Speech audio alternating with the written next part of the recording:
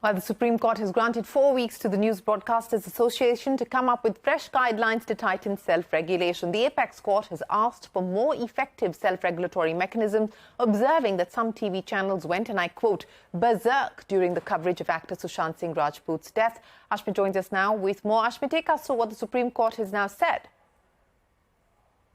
Well, this was a hearing that was done by a bench headed by none other than the Chief Justice himself. His message is quite clear that he wants tighter regulations, especially with respect to reportage of media channels. In fact, so much so that at one point in the hearing, he even referred to the media reportage of some channels in response to the Sushant Singh Rajput case as quote-unquote bizarre.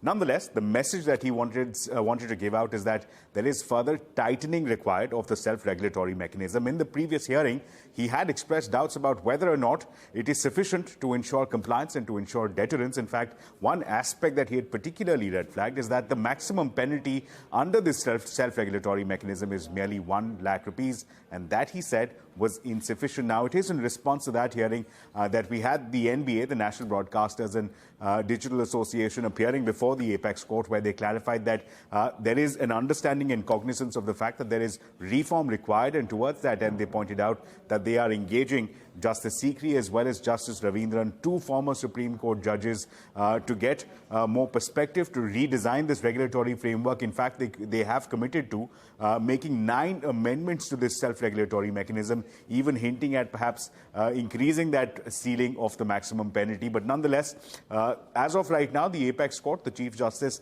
deciding to give a 4-week window for this framework to be developed. In fact, the Apex Court observed that if it does come out to be something that's viable, it could be considered a benchmark across the entire media industry. Back to you. Ashmi, many thanks for joining us.